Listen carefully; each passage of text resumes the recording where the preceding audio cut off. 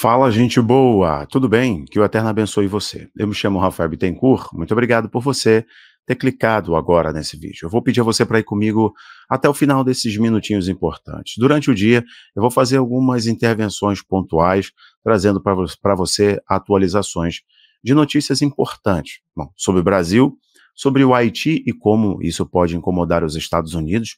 O problema no Haiti tende a se desdobrar para uma crise de fronteira terrível nos Estados Unidos. Muito pior do que está acontecendo, inclusive, na fronteira com o Texas, né? México, e os Estados Unidos e por aí vai, lá no Texas. Mas nesse vídeo aqui especificamente, nós vamos falar sobre Israel. Bom, o conflito em Israel tem dia para terminar. O trabalho em Gaza, a operação em Gaza, tem tempo para terminar. Netanyahu, falando em uma conferência, ele sinaliza o fim dos conflitos em Gaza, com uma condição, e eu vou mostrar para vocês agora. E ele também rebate a questão da solução de dois estados, que muitos estão observando há tempo, já? Há tempo.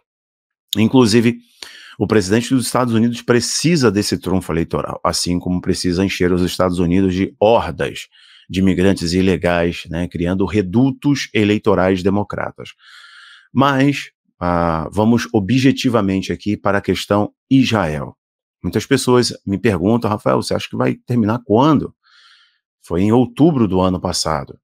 Olha quanto tempo isso está se estendendo. O número de baixas em Gaza é exorbitante, né? Embora haja um compromisso israelense sempre de proteger os civis, mas as forças extremistas, para não usar a palavra certa, do Hamas, atuam utilizando os civis como escudo humano, e você está ciente disso. Isso é fato. Como que Israel conseguirá proteger esses cidadãos, esses inocentes? Então, a baixa é sempre muito grande.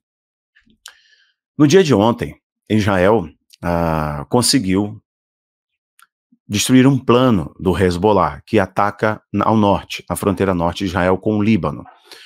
Foi um ataque de muitos mísseis do Hezbollah, por ordem iraniana, foram dirigidos a Israel, e o Iron Dome conseguiu dissipar esses mísseis, destruir esses mísseis. Então foi um grande ataque do Hezbollah. Lembrando que a fronteira norte também é um outro hotspot, é um outro ponto quente na guerra entre Israel e os vizinhos extremistas, né, ali na região.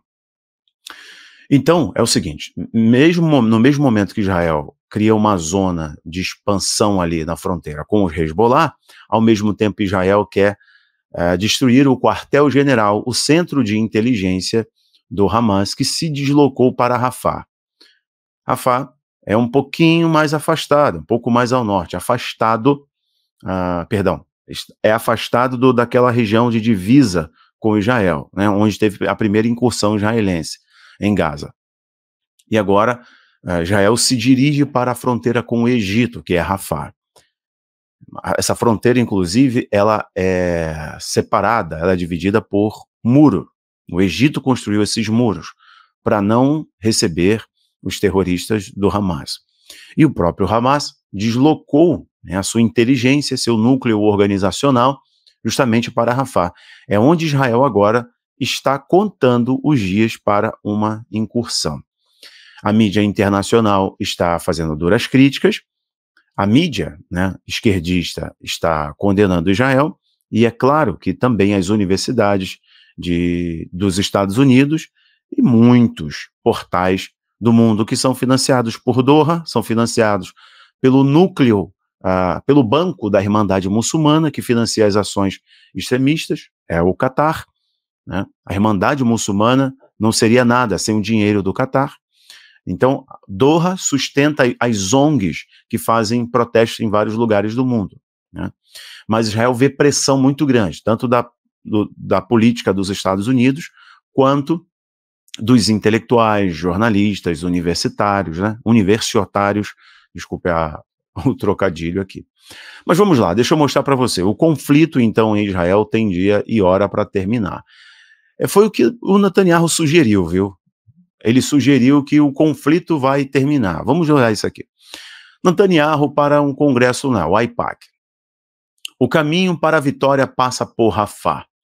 Então, aqui nessa entrevista do Israel 365 News, da fala do Netanyahu nessa conferência, AIPAC, ele está falando o seguinte, olha só, a paz, né, está na mesa, o cessar-fogo está na mesa, por pressão dos Estados Unidos, pressão da mídia internacional, por pressões locais também, há muita pressão em Israel.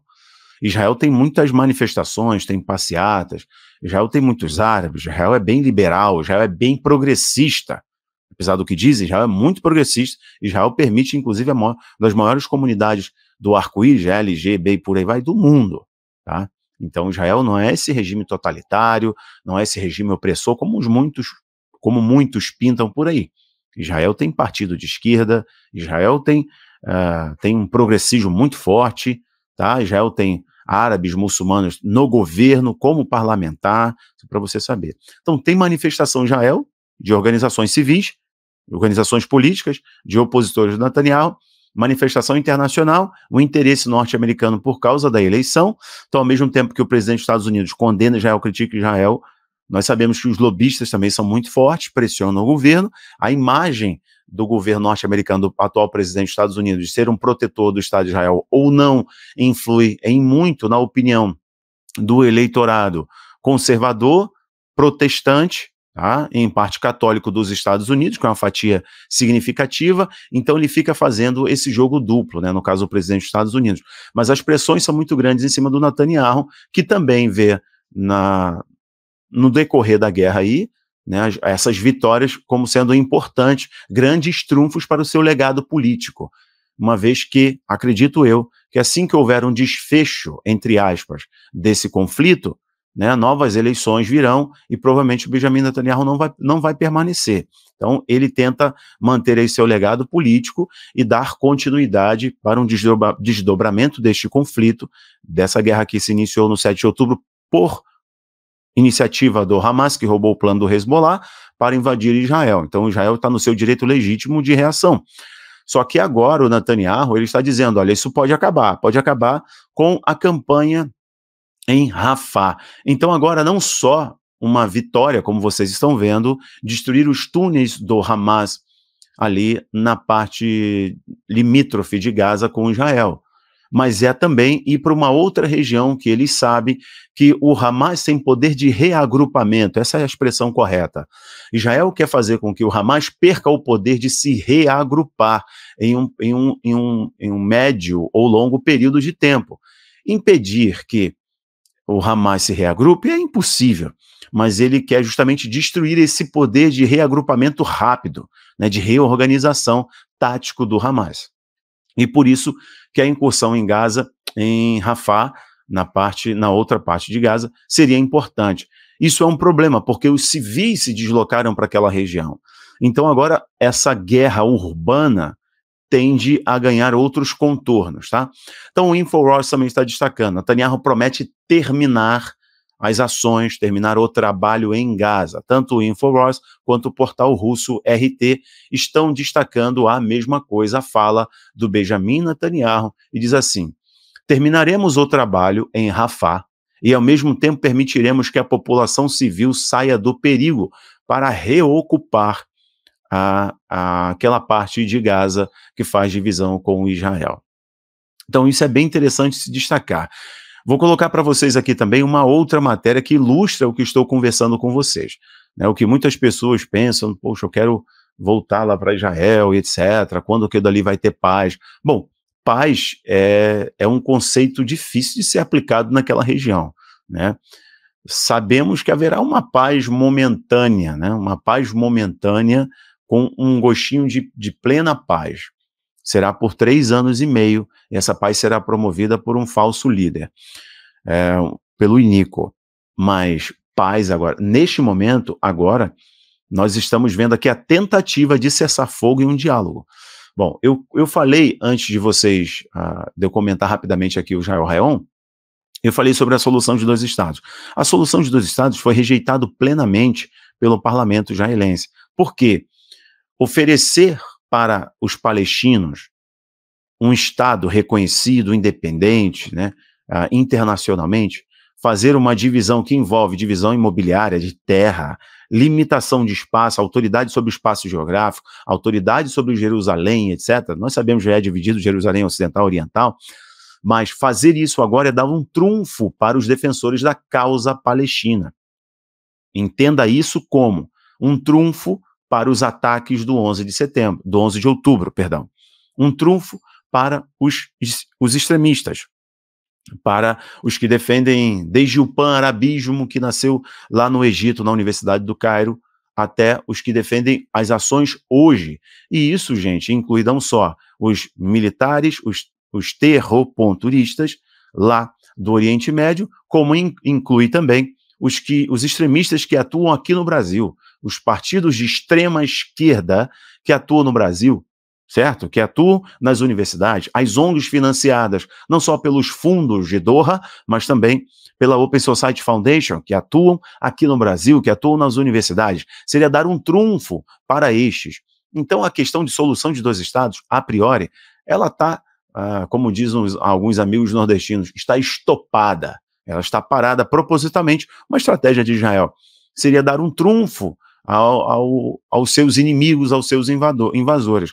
Mas lembre-se, é uma pressão do governo norte-americano que precisa desse cessar-fogo, de uma solução que construa para o mundo essa figura, essa imagem de que o Biden, ele é um solucionador, que ele apaziguou o conflito. Bom, visão apaziguadora deste cidadão aí é coisa que não teremos a princípio, porque desde que ele assumiu, a exemplo, o Afeganistão para cá, as decisões são atabalhoadas e o mundo entrou numa grande crise em todos os sentidos por falta de liderança, né?